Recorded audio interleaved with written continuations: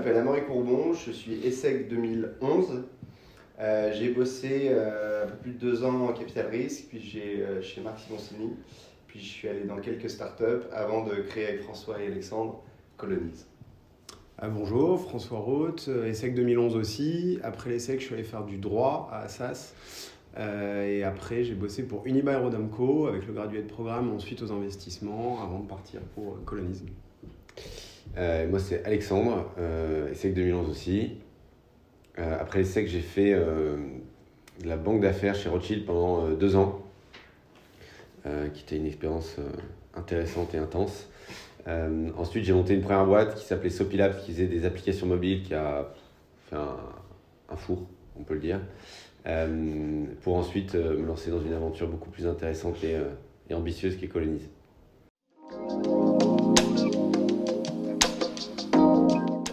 La mission de Colonize, c'est de créer et d'opérer les logements dont les gens ont besoin et dont ils ont envie, avec une dimension d'améliorer en permanence l'expérience qu'ils vont avoir quand ils vivent en ville, tout simplement.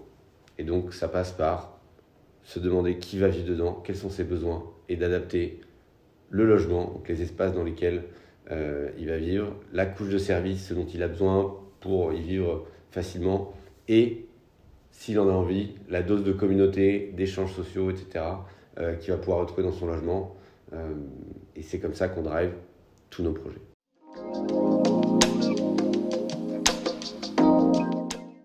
En fait, tu as vraiment une inversion par rapport à la logique de marché dans l'immobilier, où en gros, tu as un marché assez morcelé sur les appartements et le résidentiel en France, mais tu as quand même quelques institutionnels, tu as les promoteurs aussi qui font des grands ensembles, où la logique aujourd'hui de la prise de décision, elle est vraiment de l'investisseur. C'est-à-dire combien ça vaut au mètre carré, combien ça vaut en termes de loyer, quel est le rendement que je peux en sortir, et ainsi de suite. Nous, chez Colonize, on a vraiment essayé de faire depuis le début, et même dès Evanski, une inversion en fait, du processus de décision. C'est-à-dire d'abord, on regarde qui on veut mettre là-dedans, quelle est la population qu'on va adresser, quels sont les besoins. Et après, on n'est pas non plus enfant de cœur, il faut qu'on arrive à y caler un business model qui nous permet d'en vivre à nos investisseurs et qui permette surtout de scaler la boîte, quoi. Mais la base de la base, c'est quels sont les besoins, combien les gens sont prêts à payer pour qu'on réponde à ce besoin, qu'est-ce qu'on sélectionne, qu'est-ce qu'on supprime, et ensuite on déploie. Donc c'est vraiment une démarche qui est par l'utilisateur, là où je pense qu'on a un marché entier qui est une démarche par le bailleur ou par le constructeur.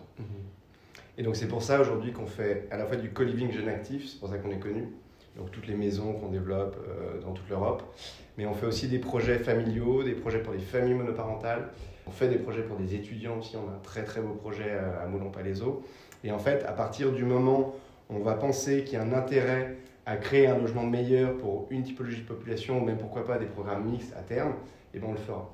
Et donc vraiment le motto de Colonize aujourd'hui, c'est d'améliorer l'habitation, de faire, comme on dit en anglais, moving home forward. Et on bosse là-dessus toute la journée.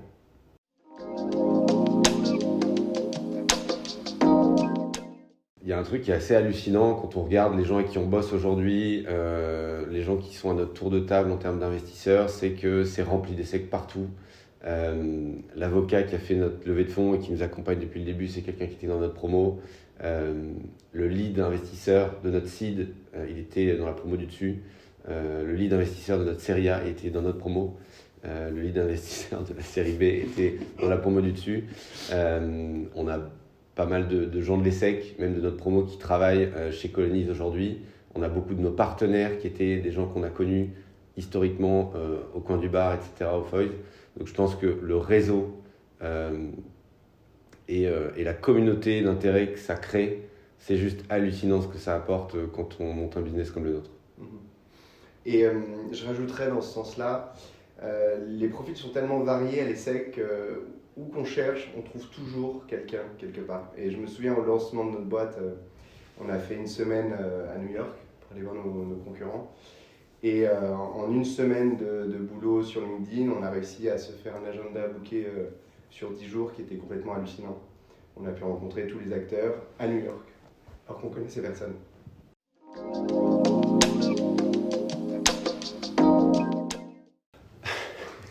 À la base, c'est un projet qui a commencé aussi grâce à l'ESSEC, parce que le premier projet, c'était de faire des colocations. Donc, on a lancé une première société où on a acheté un appartement à Cergy, au Laris, pour le louer à des ESSEC en colocation de 4. Et ça a été un super succès. Donc c'était le projet de nos samedis où c'était dur de se lever le matin. Ganski.fr. Voilà, Ganski, si vous cherchez, un appartement. Et donc le samedi matin, après nos grosses soirées du vendredi, on montait à 3 dans la voiture, on allait visiter des appartements, on faisait des offres, on suivait les travaux et ainsi de suite. Et on a lancé une coloc. Ensuite, on en a pas mal accéléré là-dessus, on en a fait plusieurs autres.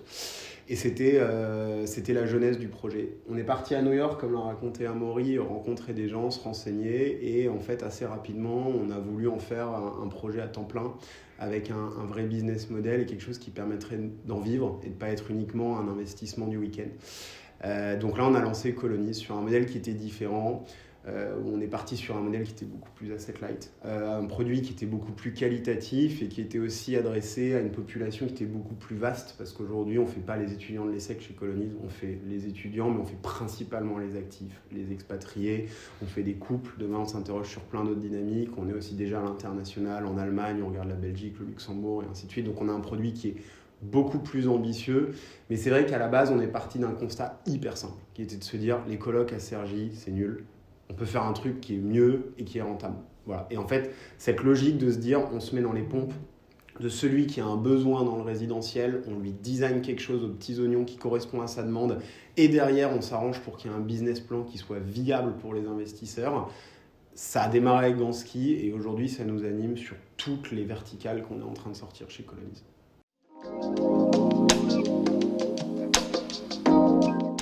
Je pense que c'est assez intéressant parce qu'en fait, autour de nous, il y a pas mal de gens, notamment de l'ESSEC, qui ont monté des boîtes, même avant nous, avec des potes, et pour qui ça s'est extrêmement mal passé, où des meilleurs amis de 10 ans, témoins de mariage, etc., se sont déchirés, écharpés potentiellement sur des histoires d'actionnariat et de répartition du travail, enfin, sur plein de sujets.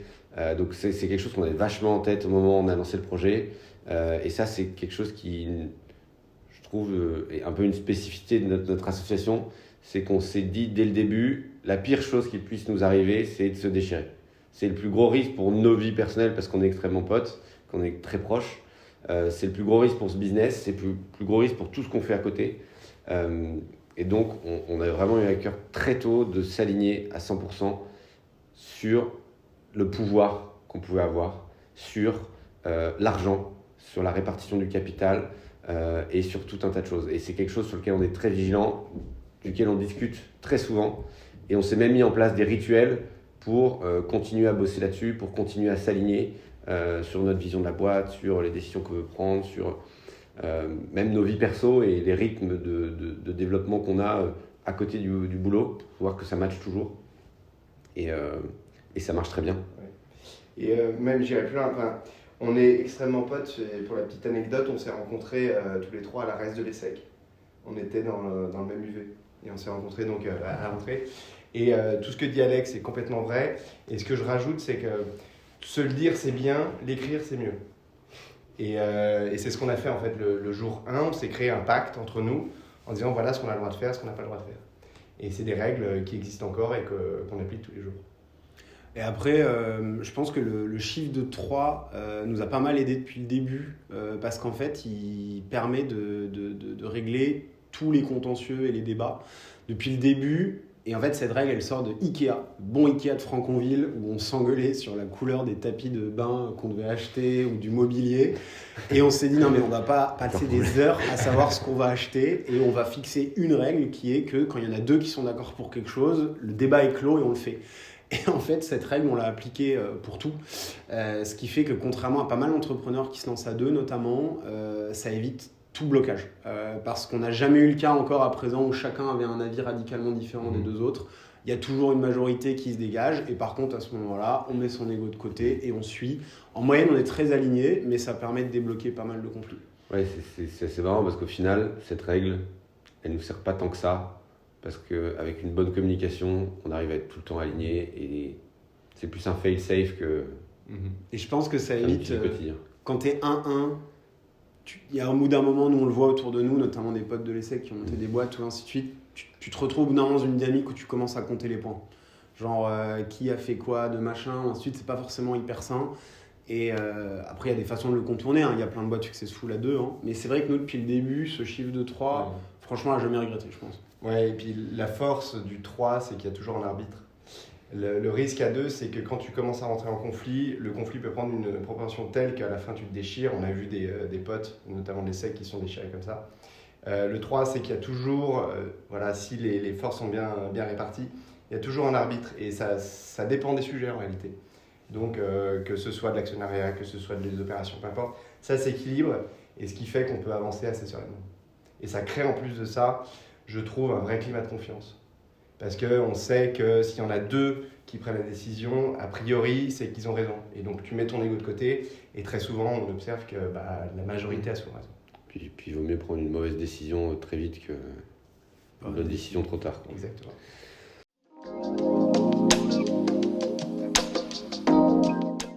Au départ, c'est vrai qu'on est arrivé autour d'une table, on était dans le bureau de François, je me souviens, et il fallait qu'on commence à lancer la boîte. Donc, comment lancer une boîte de co-living, c'est se faire du réseau et puis aller chercher des projets immobiliers. Donc, on était un peu tous les 3 sur les mêmes sujets. Et puis, au fur et à mesure, tu sens qu'il y a des affinités en fonction des sujets qui se sont dessinés. Ça s'est fait assez naturellement. Je ne vais pas vous mentir, bien sûr qu'il y a eu des frictions, c'est un peu engueulé, mais ça c'est normal et c'est sain. Il ne faut pas avoir peur de ça. Dans une boîte, le conflit est sain. Et puis très rapidement, on a chacun trouvé notre place. Et je pense que la chance qu'on a et qu'on ne savait pas au départ, c'est qu'on est extrêmement complémentaires, malgré le fait qu'on ait tous les 3 profils business, malgré le fait qu'on ait tous les 3 fait les secs et ainsi de suite. On a des appétences et des compétences qui sont très différentes. Ça, c'est une chance qu'on a eue. Et derrière, sur la partie du recrutement, c'est pas parce que tu n'es pas tech que tu ne peux pas recruter un tech, c'est pas parce que tu n'es pas produit que tu ne peux pas recruter du produit. C'est plus, encore une fois, la capacité que tu vas avoir à mobiliser ton réseau, à aller parler aux bonnes personnes, à rencontrer les bonnes personnes. Et je pense que ce qui a vraiment fait la force de Colonize au départ, c'est qu'on a passé peut-être 50% de notre temps au téléphone, en rendez-vous, à rencontrer des promoteurs, des investisseurs, des potentiels employés, des potentiels, peu importe, partenaires. Et ce qui fait qu'une fois que tu as le réseau, derrière, quand tu as un problème, tu sais qui appeler. Et tu vas beaucoup plus vite. Et en plus de ça, une fois que tu as les bonnes personnes, ton réseau s'enrichit, donc tu as une sorte de cercle très vertueux qui se met en place. Donc c'est ce que je conseille à toute graine d'entrepreneur, c'est travailler votre réseau le plus tôt possible.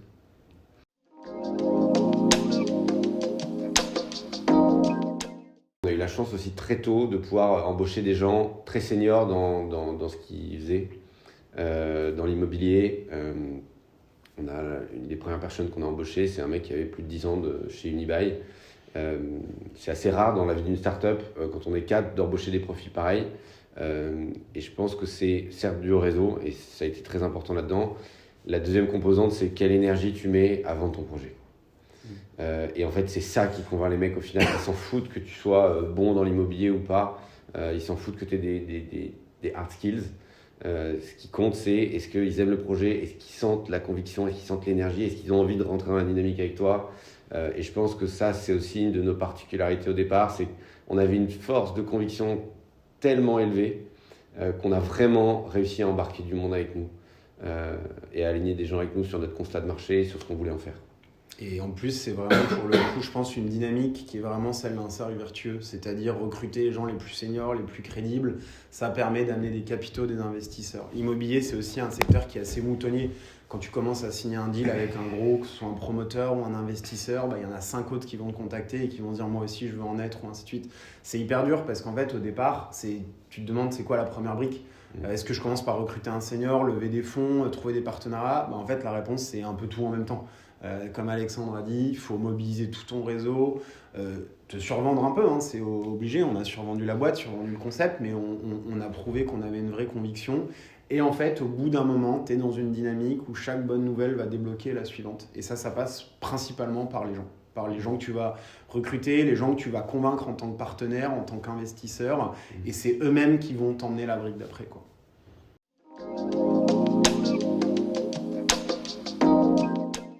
Sur Mars. Non mais Pas mieux. En fait, là, le truc, c'est le résidentiel. C'est un des plus gros marchés qui existent. La valeur du monde, elle est à 60 ou 70%, elle est immobilière, et à 40% à peu près en propriété intellectuelle. Enfin, on est quasiment là-dessus. Et sur la valeur immobilière dans le monde, il y a une énorme partie qui est sur le résidentiel. Donc ça, c'est juste si on parle de pognon. Après, si on parle d'usage, bah, en fait, le résidentiel, c'est l'endroit où tout à chacun va passer entre 8 et 12 heures de toutes ses journées. Quoi qu'il arrive, en semaine, encore plus le week-end. Je ne parle même pas de la période qu'on est en train de vivre, où là, on découvre ce que c'est que d'être chez soi 24/24, 7 sur 7 pendant... Enfin, on n'a jamais autant utilisé le logement qu'en ce moment. Donc en fait, tout est possible. Le marché, il est énorme. Les besoins des gens, ils sont hyper spécifiques en fonction du moment où tu en es dans ta vie, de ta situation à un moment T, de là où tu habites dans le monde. Donc en fait, le playground pour nous, il est énorme, quoi. Il n'y a pas de limite. C'est le plus gros marché du monde, en fait, le marché résidentiel. Et dans lequel l'expérience est cauchemardesque.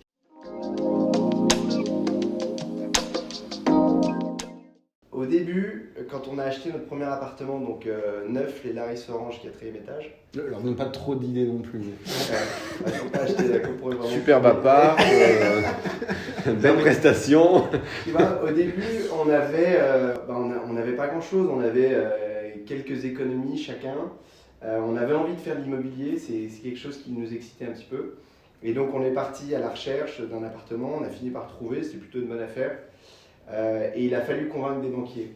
Et c'est extrêmement compliqué quand tu es jeune, aussi jeune, sorti d'école. Nous, on se voyait plus beau qu'on ne l'était, hein, pour être très, très honnête. Et en se disant, de toute façon, on n'aura aucun problème à trouver. On sort de l'ESSEC, voilà, on sort de l'ESSEC, on va sûr. trouver un financement, il n'y aura pas de problème. On a pris des murs et des murs et des murs, à tel point qu'on a failli abandonner le projet. On a eu la chance de trouver une petite agence qui nous a fait confiance. Et une fois que tu passes la première marche, derrière, c'est beaucoup plus simple. Parce que le plus dur, c'est de montrer que tu as des chiffres et que tu as un business. Et le jour où tu as un business, tout de suite, les portes de financement s'ouvrent. Et comme tu disais, François, le monde de l'investissement, en fait, de manière générale, est extrêmement moutonnier. Donc à partir du moment où quelqu'un l'a fait, si la Société Générale l'a fait, alors la BNP doit le faire. C'est comme ça que ça marche. Et ça marche sur tout le monde de l'investissement. Soit du professionnel immobilier, du professionnel, même du venture capital en réalité. Les venture capitalistes se battent pour les mêmes dossiers systématiquement. Donc voilà, il faut passer la première marche là-dessus.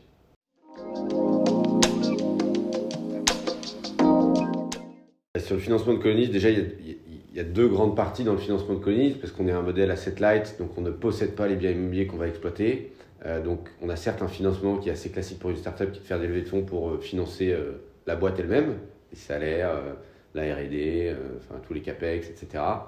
Les bières, les off-site. Ça compte. Et il y a une autre partie, je pense dont parlera plutôt François, qui est d'aller chercher des investisseurs immobiliers sur des montants qui sont beaucoup plus importants pour financer les projets et financer notre croissance. Sur la partie financement de la boîte en elle-même et levée de fonds, le séquencement s'est fait assez rapidement, hein, plus rapidement que ce qu'on anticipait à la base. Nous, on a créé la société tout début 2017 en mettant 800 € chacun. Ça nous a payé les billets de train pour aller voir les premiers investisseurs. Il n'y avait plus rien. Il n'y avait plus rien. C'était long. En fait, on a d'abord cherché des projets, cherché notre modèle et essayé d'arriver avec quelque chose qui était concret pour aller voir des investisseurs, sachant que c'est toujours l'œuf ou la poule. Hein. On ne peut pas faire un projet immobilier sans avoir d'argent sur son compte et être crédible du point de vue de la personne qui va le donner. Et en même temps, aller voir un investisseur en disant « je veux de l'argent, je veux faire des projets immobiliers, mais je ne sais pas exactement lequel ». Donc on a essayé de faire matcher ça, ce qui a fonctionné. On a fait une première levée de fonds, on voulait lever 500 000 €. On a fini au bout du premier rendez-vous à se dire qu'en fait on allait lever 2 fois plus parce qu'on sentait qu'il y avait un peu de traction. C'est une levée de fonds qui s'est fait assez rapidement, un peu en famille, hein, parce qu'il y a beaucoup de friends and family. Notre lead investor qui était un mec de l'ESSEC qu'on connaissait très bien aussi, qui nous a accompagnés. Ça s'est closé assez rapidement. Et ensuite, on a mis un peu de temps à lancer notre premier projet, parce que bien sûr, le projet sur lequel on avait pitché est tombé à l'eau. Et donc, on a dû en retrouver un. 1 an plus tard, on a ouvert notre premier projet à Fontainebleau, sur lequel c'est assez marrant parce qu'on y allait assez à reculons. Parce que nous, on avait cette idée du co-living comme étant un truc hyper absolu, des grands immeubles. Parce que si on partage à plein, là, on crée vraiment de la valeur. Là, on a des rooftops, on a des salles de sport, des salles de ciné, etc. Ce qu'on pourrait moins retrouver dans une petite maison où il n'y a que 10 personnes, parce que forcément, 10 personnes qui partagent 1 mètre carré, ça fait 10 mètres carrés, ça fait pas 100 mètres carrés. Mais bon, on a quand même fait, on a ouvert ce premier projet et ça a vraiment été un super succès à tous les niveaux. Le produit était top, les clients étaient hyper contents, on a rempli du premier jour, on était assez rentable. Et en fait, ça faisait un moment qu'il y avait pas mal d'investisseurs qui nous suivaient. Et quand on leur a raconté cette histoire-là, le fait qu'on avait aussi une traction sur notre croissance potentielle de nouveaux projets, etc., a fait que ça a vachement éveillé leur intérêt.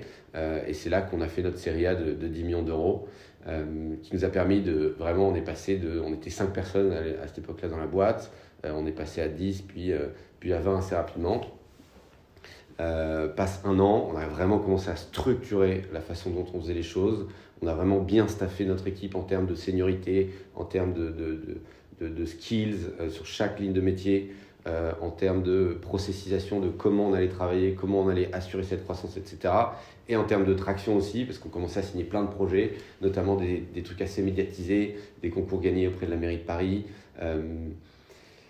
Et même des projets à l'étranger, parce qu'on a eu notre première touche pour des projets à Berlin. Et en fait, suite à ça, nos investisseurs qui voyaient un peu la croissance se dérouler nous ont dit, les gars, je sais que vous comptez refaire potentiellement une levée dans quelques temps. Attendons pas, faisons-la tout de suite. Et est arrivée notre série B beaucoup plus rapidement que ce qu'on pensait. Et arrivé le Covid. Et arrivé le Covid, ah moi putain. Ce qui était assez chanceux de notre part. Et en fait, en parallèle, il y a tout un travail qui a été fait, mais François va mieux en parler que moi, mais sur lever de l'argent immobilier. Ouais, en fait, à la base, sur Ganski, on a levé de l'argent immobilier par de la dette. Nous, on avait très peu d'argent en perso pour faire l'apport. Le reste, c'était des prêts bancaires pour acheter ces appartements. Sur Colonize, on s'est retrouvé très vite bloqué. Comme Alexandre vient de l'expliquer, on n'achète pas l'immobilier ni avec de la dette, ni avec de l'equity. On l'achète juste pas. On le gère pour compte de tiers. Ce qui veut dire que chaque chambre qu'on ouvre, il y a quelqu'un qui la possède. Et nous, on la travaille, on l'exploite pour son compte. Donc, dès le début de Colonize, on a dû trouver des gens qui nous accompagnaient sur cette partie immobilière. Donc, à la base, en fait, ça a été des privés. Ça a été un de nos business angels, ça a été un pote de promo qui a voulu investir un peu dans l'immobilier, ou ainsi de suite. Donc, c'est des gens, ils montaient des dossiers, eux-mêmes allaient à la banque, se financer, et ainsi de suite. Et derrière, on exploitait ça pour eux. Et en fait, très rapidement, à partir du moment où on a vendu une histoire qui était sur du scale très rapide, sur des centaines, des milliers d'unités rapidement, et puis dans une dimension en plus internationale, on a dû se professionnaliser. Donc, on est allé monter systématiquement sur des investisseurs plus gros. Aujourd'hui, on travaille quasiment que avec des institutionnels. Au moment de cette série B, on a closé un énorme partenariat avec LBO France, puisqu'on a levé avec eux 150 millions d'euros pour déployer sur notre stratégie maison. Donc tout ce qui est petit projet, on va dire de moins de 500-600 mètres carrés, c'est avec eux et ils achètent la totalité de ces murs. Et ensuite, sur tous les projets qu'on a, on a des institutionnels qui vont être la Caisse des dépôts, qui vont être Action Logement Inly, qui vont être la Française Asset Management, qui vont être Swiss Life, tous ces gens-là avec qui on travaille, Primonial, et qui achètent des ensembles pour nous. Donc ça, on parle de montants qui sont rarement en dessous de 10 millions. On a des opérations, les plus grosses opérations qu'on a, elles sont aux alentours des 80-90 millions. À Paris, ça monte assez vite. Et en fait, les chiffres donnent le vertige parce qu'aujourd'hui, si on regarde la totalité de notre pipeline et la valeur qui est derrière, on est à plus d'1 milliard à peu près d'euros. Donc c'est vrai que c'est un business où on est constamment à la recherche de fonds. Quand c'est pas pour Colonize, c'est pour les murs. Et avant, c'était déjà pour la dette, pour notre compte perso. Donc c'est vrai que notre métier principal, d'une certaine façon, c'est d'aller chercher cet argent et de le déployer.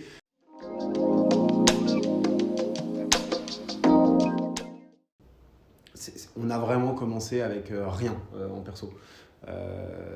Ni l'un ni l'autre. Enfin, il n'y en a aucun. On n'a pas lancé, kickstarté le truc.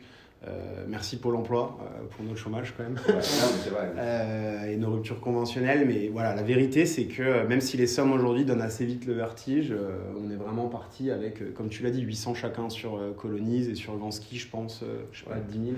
Même pas. Même pas. Ouais. Et en fait, pour rebondir sur ce que tu dis, François, la vraie leçon qu'on a tirée, c'est que quand on a ouvert Fontainebleau, qu'on y allait à reculons, c'était ridicule parce que c'est potentiellement un des plus beaux projets qu'on ait d'un point de vue financier. C'est vraiment de se dire, quand vous montez une boîte, il faut aller se confronter au marché le plus vite possible, mais le plus vite possible. Et tant pis si le produit il est dégueulasse, il manque plein de choses, s'il y a des doutes ou quoi. En fait, seul le marché a raison, et c'était Jean-Marie Chauffret qui disait ça à l'époque, je ne sais pas s'il est encore prof à l'ESSEC, qui nous faisait rire, mais il avait raison. Il faut se confronter, savoir qui sont ses clients, et ensuite adapter. Une fois que vous avez des chiffres, ça sera plus facile de trouver des investisseurs, ça sera plus facile de raconter une histoire, et ainsi de suite. Et à ça, bien évidemment, toujours une grosse part de chance. Mais la chance, ça se provoque, et donc c'est parce que vous aurez l'énergie, parce que vous aurez l'envie d'aller faire bouger les montagnes, que en fait, vous allez créer les conditions. Voilà, les conditions de la rencontre, les conditions de peu importe, mais qu'il se passe quelque chose. Donc voilà, si vous mettez toute l'énergie que vous avez dans votre projet, un moment ou un autre, ça va fonctionner. Ouais, et pareil, le réseau qu'on a activé, les premiers mois, c'était le bottin ESSEC Alumni, où on avait au surligneur tous les gens qui pourraient peut-être nous aider, et on spammait toute la journée des mails pour provoquer des rendez-vous. Et juste pour rebondir sur ce que tu dis là, qui est hyper intéressant, c'est l'histoire qu'on raconte. Vraiment, tout tient à ça. Entre, je pense, la même boîte avec une autre histoire racontée, ou mal racontée, ou pas d'histoire vraiment derrière, c'est pas le même destin, quoi. Et donc tout ce qu'on a toujours fait, c'est raconter la bonne histoire au bon moment à la bonne personne. Hyper important. Mais que ce soit des salariés, des investisseurs, à nous-mêmes aussi, pour se lever le matin et affronter les problèmes. Donc l'histoire qu'on se raconte et qu'on raconte, c'est tellement important. Moi, un des conseils sur l'ESSEC avec le recul, c'est franchement valoriser ces années. Elles sont dingues. Elles vont vous manquer pendant longtemps. Nous, ça fait 10 ans qu'on en est parti, mais je pense qu'on a l'impression que c'était hier. Il y a beaucoup de gens, même que je connais, de nos promos, qui disent l'ESSEC ça m'a rien apporté ou ainsi de suite. En fait, je pense que l'ESSEC ça t'apporte vraiment ce que tu vas vouloir en prendre. Il y a beaucoup à prendre. Déjà, premièrement, le réseau. Mais chérissez le réseau que l'ESSEC peut vous donner parce qu'il est incroyable. On a déjà parlé 10 fois, mais il est juste dément. Et même par rapport au contenu, vraiment, mais la valeur d'un cours comme Organizational Behavior, si on pouvait le reprendre direct, réassister à ces cours aujourd'hui, et même des fondas comme le market, la compta ou ainsi de suite, où je sais que nous, c'était pas notre tasse de thé quand on y était, mais en fait, il y a un moment pour ceux qui vont vouloir se lancer dans une boîte, vraiment, quand il y a un cours où il y a écrit fonda, c'est qu'il est fondamental. Et prenez ce que vous pouvez, le maximum. L'ESSEC a beaucoup à donner, et que ce soit au coin du bar du Foy's, que ce soit dans les événements, que ce soit dans les échanges, que ce soit dans les cours, les profs que vous avez aussi, le réseau qu'il y a derrière. Franchement, mais prenez tout ce que vous pouvez, et le temps, ça passe vite. Les petites années à l'ESSEC, mais il faut prendre le maximum. Et moi, je rajouterais un dernier truc aussi, parce qu'on parle à des entrepreneurs. Potentiellement, vous avez tous des projets en tête. Je pense que les années d'ESSEC où on a du temps libre, ça vaut le coup d'essayer de lancer des trucs. Nous, on a des histoires. On se souvient de Johan qui avait monté Bankin à l'époque. Il était ESSEC. Aujourd'hui, il a monté une boîte hallucinante qui a trop bien fonctionné. Il y a globalement un mec parmi 200, voire 2000, voire 10 000 qui s'en sortira aussi bien que lui. Mais voilà, encore une fois, c'est en marchant, en tombant qu'on apprend. Donc, puisque vous avez le temps, profitez-en. Et j'irai même plus loin en disant, je ne suis pas sûr qu'en revanche, monter sa boîte juste à la sortie, ce soit le meilleur moment. Parce qu'il y a un peu une opportunité unique d'aller se confronter à des métiers qu'on ne fera pas forcément. D'aller faire du conseil, d'aller faire de la banque, d'aller faire des métiers qui sont hyper formateurs et qui, en plus de ça, apportent un réseau qui est intéressant et un petit peu différent. Donc, une crédibilité et des armes en fait pour monter sa boîte derrière. Je pense que si on avait monté Colony en sortant de l'ESSEC, ça ne serait pas du tout la même boîte. Et le fait de le faire 4 ans plus tard, mais ça a tout changé. Je pense que jusqu'à la fin de nos jours, on sera ex-Rothschild, ex-Unibail, ex-Jaina et ex-ESSEC. Alors après, par contre, ne négligez pas la possibilité de faire des projets entrepreneuriaux part-time. Ce qu'on a fait avec Gansky, ça ne nous a pas empêché. Beerpong.com, qui a été un succès. Le nom de domaine est à vendre, si ça intéresse quelqu'un. En fait, il faut y aller, quoi. Il faut y aller, il faut chérir son réseau, et l'ESSEC est quand même un très très bon vivier pour tester des projets. Voilà. Et d'ailleurs, si vous voulez des conseils, encore une fois, nous on sera ravis de vous aider. Et c'est pas des paroles en l'air. Envoyez-nous un petit mail. Nos adresses c'est simple, c'est notre prénom plus livecolonis.com. Et si on peut vous filer un coup de main, on le fera avec grand plaisir.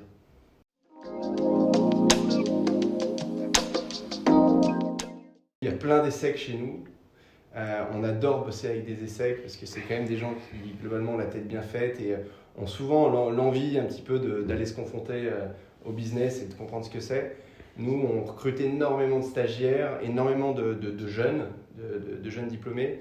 Donc si l'immobilier vous intéresse, que le co-living, ça vous fait kiffer, que vous avez envie de voyager en France, en Allemagne et bientôt partout en Europe, on a des postes sur tout un tas de verticales, que ce soit du développement, que ce soit des opérations, des RH, peu importe. Donc venez toquer à notre porte, on adore recevoir des jeunes, on adore faire vivre le réseau ESSEC parce qu'on lui doit beaucoup. Donc voilà, n'hésitez pas.